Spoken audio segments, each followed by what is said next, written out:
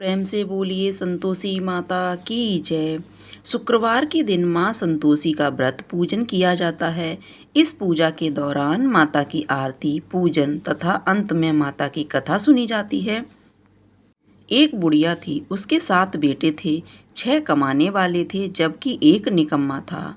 बुढ़िया 6 बेटों की रसोई बनाती, भोजन कराती और उनसे जो कुछ जूठन बचती वह 7वें को दे देती। एक दिन वह पत्नी से बोला, देखो मेरी माँ मुझ पर कितना प्रेम करती है। वह बोली, क्यों नहीं, सबका झूठा जो तुमको खिलाती है। वह बोला, ऐसा नहीं हो सकता, मैं जब तक आँखों से न देख लूँ मान नहीं सकता। बहू हंसकर बोली, देख लोगे तब तो मानोगे। कुछ दिन बाद त्योहार आया। घर में 7 प्रकार के भोजन और चूरमे के लड्डू बने। वह जांचने को सिर दुखने का बहाना कर पतला वस्त्र सिर पर ओढ़े रसोई घर में सो गया। वह कपड़े में से सब देखता रहा। 6 भाई भोजन करने आए। उसने देखा माँ ने उनके लिए सुंदर आसन बिछाकर नाना प्रकार की रसोई परोसी और आग्रह करके उन्हें जिमाया। वह देखता रहा। 6 भाई भोजन करके उठे तब माँ ने उनकी जूठन थालियों में से लड्डुओं के टुकड़े उठाकर एक लड्डू बनाया। जूठन साफ कर बुढ़िया माँ ने उसे पुकारा, बेटा 6 भाई भोजन कर गए, अब तू ही बाकी है, उठ, तू कब खाएगा। वह कहने लगा, माँ मुझे भोजन नहीं करना, मैं परदेश जा रहा हूँ। माँ ने कहा, कल जाता हो तो आज ही चला जा। वह बोला, हाँ आज ही जा रहा हूँ। यह कहकर वह घर से निकल गया। चलते समय पत्नी की याद आई। वह गौशाला में कंडे उपले थाप रही थी। वहाँ जाकर बोला, हम जावे परदेश आवेंगे कुछ काल, तुम रहियो संतोष में धर्म अपनो पाल। जाओ पिया, अब पत्नी कहती है पति से, जाओ पिया आनंद से हमारो सोच हटाए, राम भरोसे हम रहें ईश्वर तुम्हें सहाय। 2 निशानी आपनी देख धरूं मैं धीर, सुधिमते हमारी बिसारियो रखियो मन गंभीर। वह बोला, मेरे पास तो कुछ नहीं, यह अंगूठी है, सो ले और अपनी कुछ निशानी मुझे दे। वह बोली, मेरे पास क्या है, यह गोबर का भरा हाथ है। यह कहकर उसकी पीठ पर गोबर के हाथ की थाप मार दी। वह चल दिया। चलते चलते दूर देश पहुंचा। वहाँ एक साहूकार की दुकान थी। वहाँ जाकर कहने लगा, भाई मुझे नौकरी पर रख लो। साहूकार को ज़रूरत थी। बोला, रह जा। लड़के ने पूछा, तनख्वाह क्या दोगे। साहूकार ने कहा, काम देखकर दाम मिलेंगे। साहूकार की नौकरी मिली। वह सुबह 7 बजे से 10 बजे तक नौकरी बजाने लगा। कुछ दिनों में दुकान का सारा लेन देन, हिसाब किताब, ग्राहकों को माल बेचना, सारा काम करने लगा। साहूकार के 7-8 नौकर थे। वे सब चक्कर खाने लगे, यह तो बहुत होशियार बन गया। सेठ ने भी काम देखा और 3 महीने में ही उसे आधे मुनाफे का हिस्सेदार बना लिया। वह कुछ वर्ष में ही नामी सेठ बन गया और मालिक सारा कारोबार उस पर छोड़कर चला गया। इधर उसकी पत्नी को सास ससुर दुख देने लगे। सारी गृहस्थी का काम करा के उसे लकड़ी लेने जंगल में भेजते। इस बीच घर के आटे से जो भूसी निकलती उसकी रोटी बनाकर रख दी जाती और फूटे नारियल की नारेली में पानी। एक दिन वह लकड़ी लेने जा रही थी। रास्ते में बहुत सी स्त्रियां संतोषी माता का व्रत करती दिखाई दी। वह वहाँ खड़ी होकर कथा सुनने लगी और पूछा, बहनों तुम किस देवता का व्रत करती हो, यह व्रत कैसे किया जाता है और इस व्रत को करने से क्या फल मिलता है। यदि तुम इस व्रत का विधान मुझे समझाकर कहोगी तो मैं तुम्हारा बड़ा एहसान मानूंगी। तब उनमें से एक स्त्री बोली, सुनो, यह संतोषी माता का व्रत है। इसके करने से निर्धनता दरिद्रता का नाश होता है और जो कुछ मन में कामना है वह सब संतोषी माता की कृपा से पूरी होती है। तब उसने व्रत किया। उस व्रत की विधि पूछी। वह भक्तिनी स्त्री बोली, 1.25 आने का गुड़ चना लेना, इच्छा हो तो 5.25 आने का लेना या 1.25 रुपये का सहूलियत के अनुसार लेना, बिना परेशानी और श्रद्धा व प्रेम से जितना भी बन पड़े सवाया लेना। प्रत्येक शुक्रवार को निराहार रहकर कथा सुनना। इसके बीच क्रम टूटे नहीं, लगातार नियम पालन करना, सुनने वाला कोई न मिले तो घी का दीपक जला उसके आगे या जल के पात्र को सामने रखकर कथा कहना, जब तक कार्य सिद्ध न हो नियम का पालन करना और कार्य सिद्ध हो जाने पर व्रत का उद्यापन करना। यदि किसी के ग्रह खोटे हों तो भी यह माता वर्ष भर में कार्य सिद्ध करती हैं। फल सिद्धि होने पर उद्यापन करना चाहिए, बीच में नहीं। उद्यापन में 2.5 सेर आटे का खाजा तथा इसी परिणाम से खीर तथा चने का साग करना, 8 लड़कों को भोजन कराना, जहाँ तक मिले देवर जेठ भाई बंधु हों, न मिले तो रिश्तेदारों और पास पड़ोसियों को बुलाना, उन्हें भोजन करा यथाशक्ति दक्षिणा दे, माता का नियम पूरा करना। उस दिन घर में खटाई न खाना। यह सुन बुढ़िया के लड़के की बहू चल दी, रास्ते में लकड़ी के बोझ को बेच दिया और उन पैसों से गुड़ चना ले माता के व्रत की तैयारी कर आगे चली और सामने मंदिर देखकर पूछने लगी, यह मंदिर किसका है? सब कहने लगे, संतोषी माता का मंदिर है। यह सुनकर माता के मंदिर में जाकर चरणों में लौटने लगी, दीन हो विनती करने लगी, मैं निपट अज्ञानी हूँ, व्रत के कुछ भी नियम नहीं जानती, मैं दुखी हूँ। हे माता जगत जननी, मेरा दुख दूर कर, मैं तेरी शरण में हूँ। माता को दया आई। एक शुक्रवार बीता कि उसको दूसरे को उसके पति का पत्र आया और तीसरे शुक्रवार को उसका भेजा हुआ पैसा आ पहुँचा।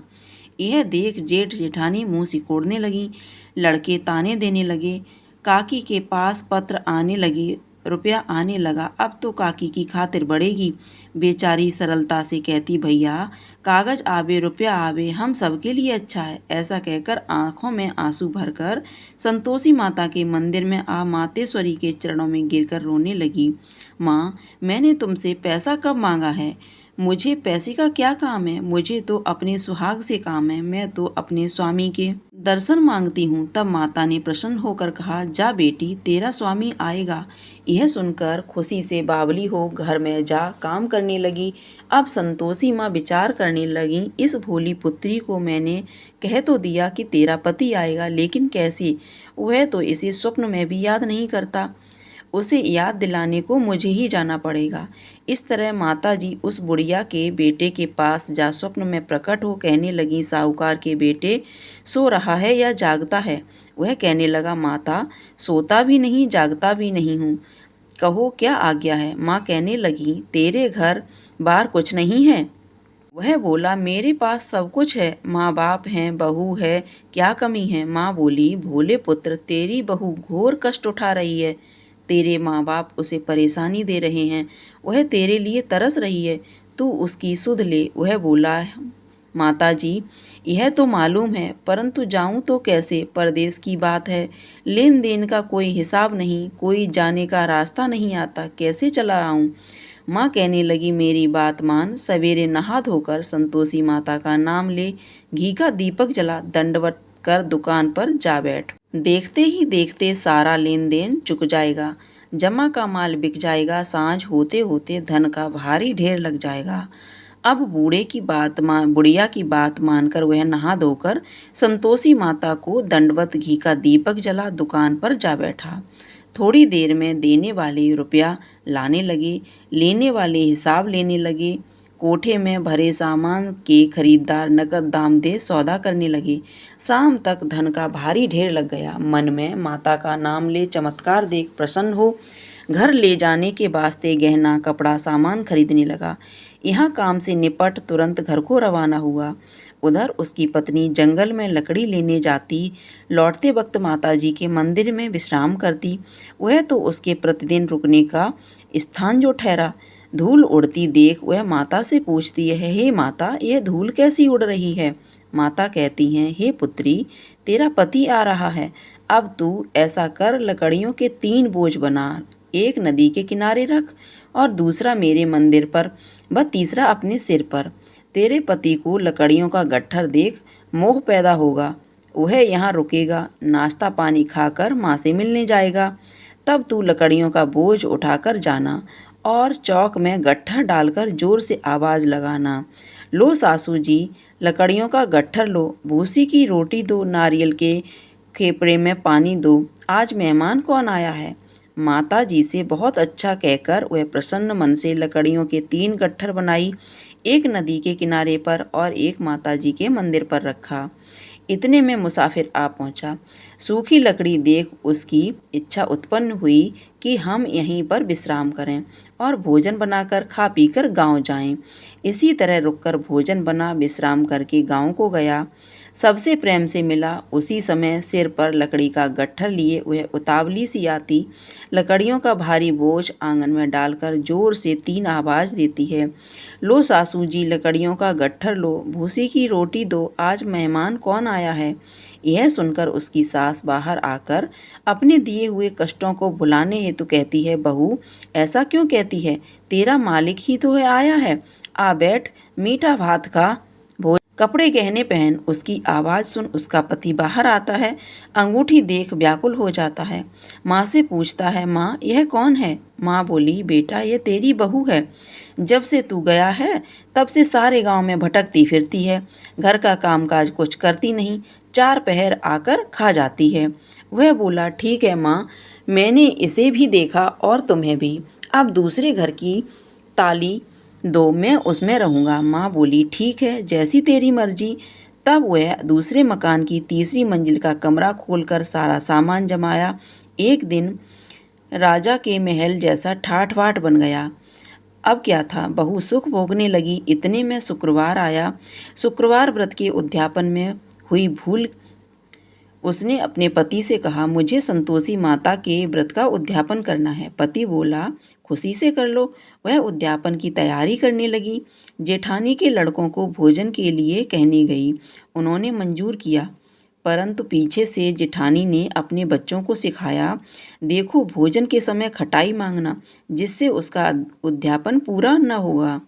लड़के जीमने आए, खीर खाना पेट भरकर खाया, परंतु बाद में खाते ही कहने लगे, हमें खटाई दो, खीर खाना हमको नहीं भाता, देखकर अरुचि होती है।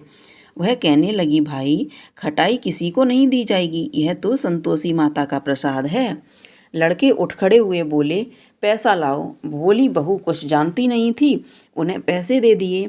लड़के उसी समय हट करके इमली खटाई ले खाने लगे।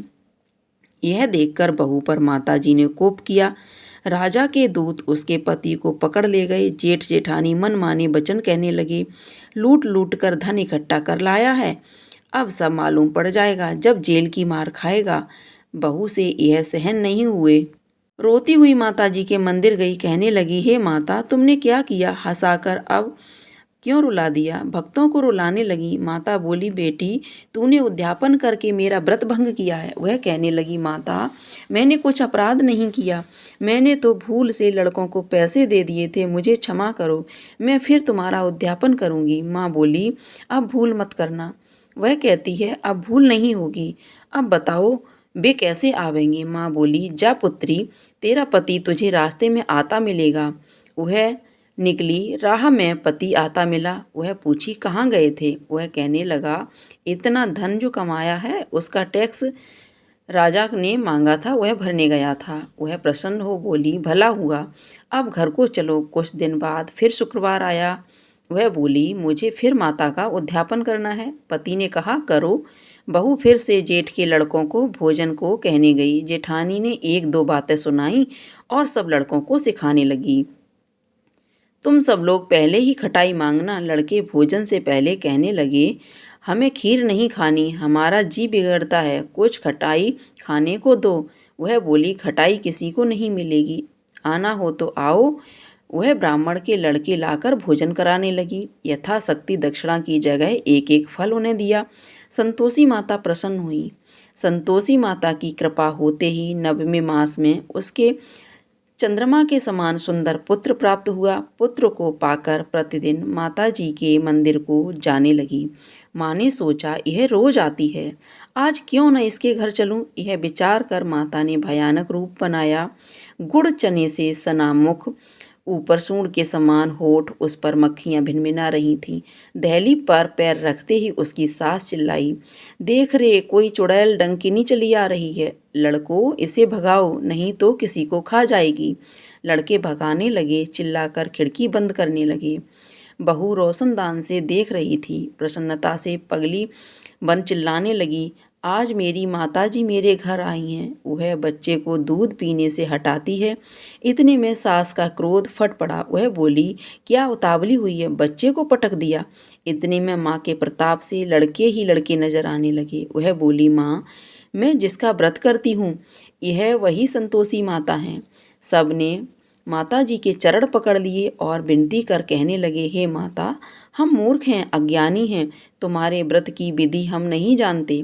व्रत भंग कर हमने बड़ा अपराध किया है। जग माता, आप हमारा अपराध क्षमा करो। इस प्रकार माता प्रसन्न हुई। बहू को प्रसन्न हो जैसा फल दिया वैसा माता सबको दें। जो ये कथा पढ़े या सुने उसके सभी मनोरथ पूर्ण हों। प्रेम से बोलिए संतोषी माता की जय। ये थी संतोषी माता की व्रत कथा। अगर आपको ये कथा पसंद आई हो तो कमेंट बॉक्स में जा करके संतोषी माता की जय अवश्य लिखिएगा। साथ ही साथ वीडियो को लाइक कीजिएगा, शेयर कीजिएगा। चैनल पर पहली बार देख रहे हो तो चैनल को सब्सक्राइब कर लीजिएगा। धन्यवाद।